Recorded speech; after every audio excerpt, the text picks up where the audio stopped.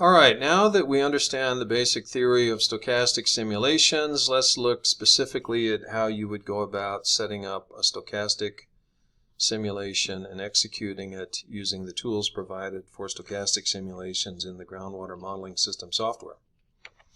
This is a list of the 7 steps that are involved, and we are going to discuss each of these. First of all, you go into the global options dialog in the MODFLOW menu, and in the run options you select the stochastic approach. Stochastic inverse is something that's a little more advanced topic, and it's kind of a combination of stochastic modeling and automated parameter estimation. But for the purposes of what we're talking about here, we just select the stochastic approach. The next thing you do is parameterize your model inputs. This is accomplished exactly the same way we did for model calibration. You go into your zones in the map module in the conceptual model and you assign key values. Theoretically, I'm not sure you can do stochastic modeling with pilot point calibration, but you can do it with zones. And so you parameterize your model. Then you go to the parameters dialog, if you haven't done so yet, you initialize your parameter values. In many cases, we've already parameterized our model to do the calibration, then stochastic modeling is a secondary step. So the values, you need to come up with a value. This becomes the mean value. And oftentimes it's the optimized value you've derived from your calibration step. And then on the left-hand side, you can select which of the model parameters that you want to randomize for your Monte Carlo or stochastic simulation. You don't have to do all of them. You can do a subset if you like. And then you can enter a minimum and a maximum value to bracket it, or you can just leave a really big range if you want, and allow the mean and the standard deviation of your normal distribution to define that. And then if you want it to be log normally distributed, you do the log transform toggle on the right. Once you do that, this is the top part of the parameters dialog. When you're in stochastic mode, the bottom part of the parameters dialog is what you use to generate the set of model instances or runs. And so in this case we chose random sampling as opposed to Latin hypercube method, and we enter how many model runs we have and the number of instances dialog. This mean value here is automatically pulled from the starting value from the top of the dialog. We also have to input a standard deviation. Now, by the way, if you're doing log normal distribution, which is what we're doing here, remember in this top here we have log transform turned on, then this standard deviation represents the standard deviation of the log transformed k values. So a 0.3 would mean 0.3 log cycles. A log cycle is 10 to 100, 100 to 1,000, and so forth. So you got to be, so it doesn't mean 0.3 meters per day. It means 0.3 log cycles. So you have to be careful with that. Now, if you're not doing log transformation, then it would be just the straight hydraulic conductivity or recharge value there. And then we select the normal or uniform distribution. Typically that's normal. And then once you do that, once you change any of these values, the standard deviation or the mean or the number of instances, this bottom part of the dialog is automatically updated. And or you can push the repopulate runs to have it generate new values. And it happens in a split second. It can populate this.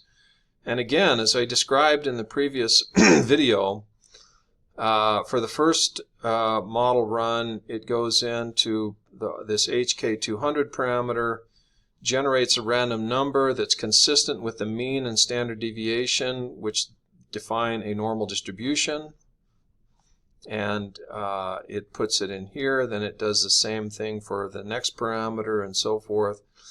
And so it generates 4 random numbers, and that becomes run number 1. Then it repeats it for run number 2, all the way up to the number of model runs that you generate.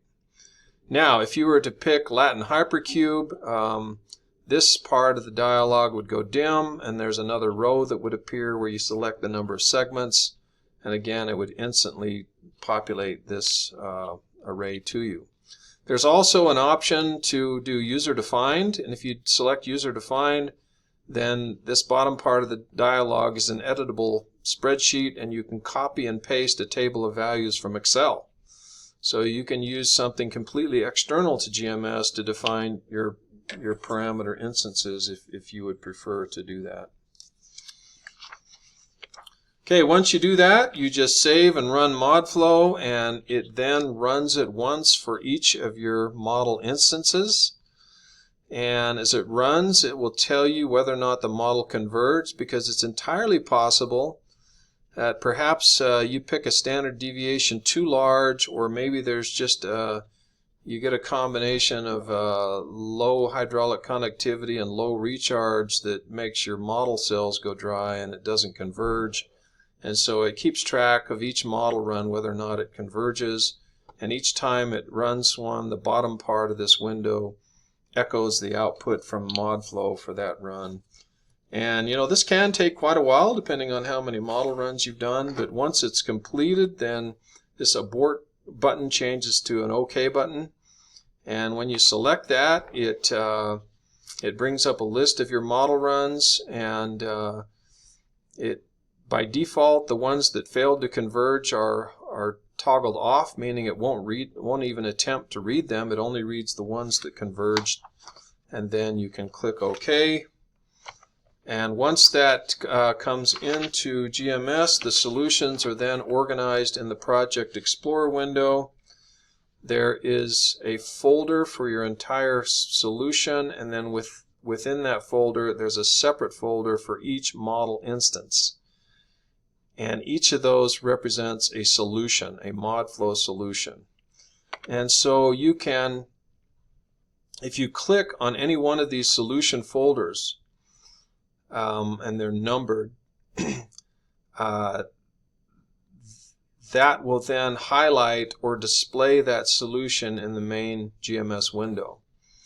If you right-click on the solution, it will show you a summary of the residual errors or the global error norms if you still have your head and flow observations in GMS, and some of those will have a decent fit and some will have a really high error. And also, if you right-click on the very top folder containing all of these, there's an option to run a risk analysis or a capture zone analysis. Now, there's no limit to the number of ways you can analyze your output, and this will depend on the context of your modeling objectives. But we do have a feature in GMS automated to generate capture zone, probabilistic capture zone analysis to determine capture zones for wells. And when you select that, it brings up a set of options. And I'm not going to go through the details. I have a video recorded of doing a stochastic analysis where we go through this, but what it does is it generates a probabilistic capture zone. And what that is, instead of a set of path lines, it's a data set. There's a value for each cell for each of your wells that you're using in the analysis, and it represents the probability that particles originating from that cell would be captured by the well, within the time frame that you've designated. And so you contour that, and the max value is 1, meaning 100% probability, going down to 0 probability. And so if you look at this, you can get a really simple and intuitive feel for what that capture zone looks like. You know, anything that falls in this zone is going to be captured, but the farther you get away from the well, the lower the probability that it's going to be captured. So it's a really powerful way to analyze capture zones. And now let me give you a quick overview of how the algorithm works. For each of your model runs, it generates a particle at the center of each cell in your grid. You can actually have it do more than one particle. By default, it does one particle per cell on the water table, and it tracks that forward in time. And then the number of particles that originate from each cell that are captured by the well is then counted. And at the end, the probability of capture is the number of particles from that well that are captured divided by the total number of particles. So, for example, let's suppose that I have 100 model runs in my stochastic solution. And for a particular cell, let's say I'm doing one particle. If I run that forward in time, and I do a forward particle tracking, and I keep track for each model run, was that particle captured by the well? And if it is, I add a number. If not, I leave the number where it is. And I do this for all 100 runs, and let's say at the end of this, on 76 of those model runs, the particle originating at that particular cell was captured by the well. Well, 76 divided by 100 would then be 76% probability.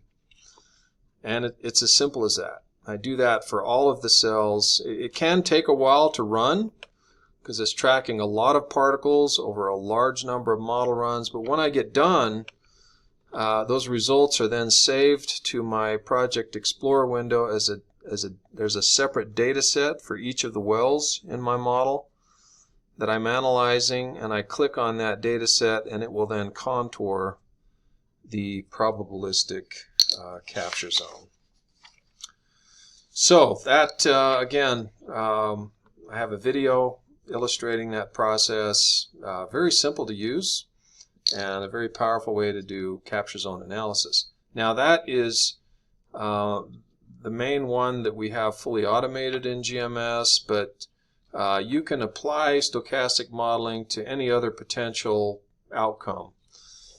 For example, as I mentioned at the beginning of the previous video, travel time from a spill to a receptor. Maybe I have a zone where some contaminants could be spilled or have been spilled. I could do particle tracking to determine if the particles originating at that location then traveled to a river or a lake or a drain or a well. And if I just step through each of my stochastic solutions and then just keep a tally of how many times that outcome occurred divided by the total number of model runs, there's my probability. I could also do a probabilistic analysis or do an analysis of the probability of some springs going dry, or the model drawdown in a particular region being greater than some threshold amount, or whether or not I'm gaining or losing water in the aquifer over a period of time. So there's any number of things you can do. There's no limit, just your imagination. But that's how we set up and run stochastic simulations in GMS.